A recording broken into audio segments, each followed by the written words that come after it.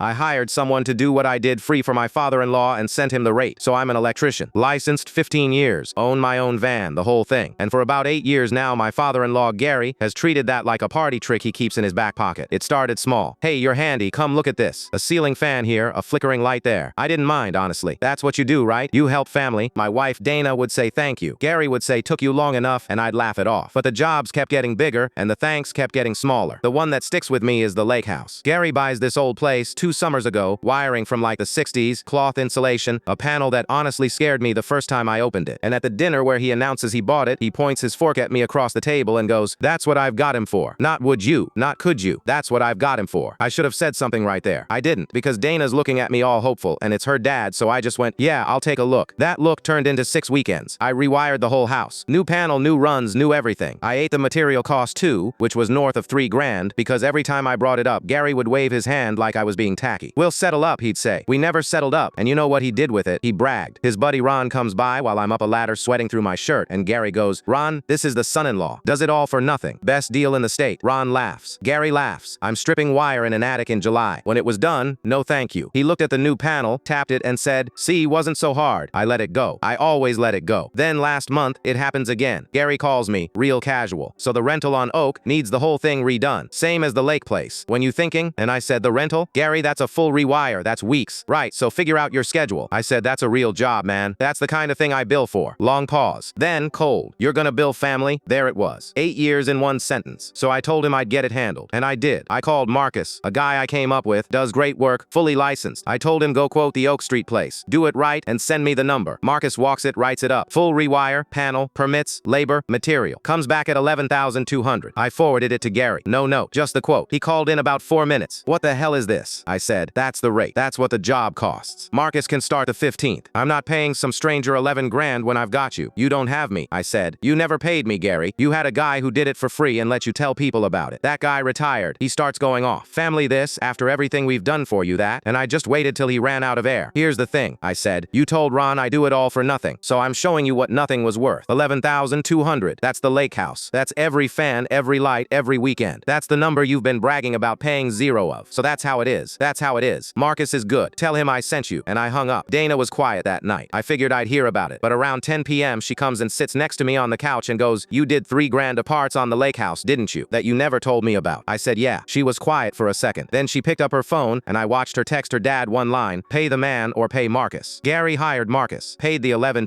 and 3 days ago he mailed me a check for the lake house material, exact to the dollar, with a sticky note that just said settling up. I haven't cashed it yet. I kind of like having it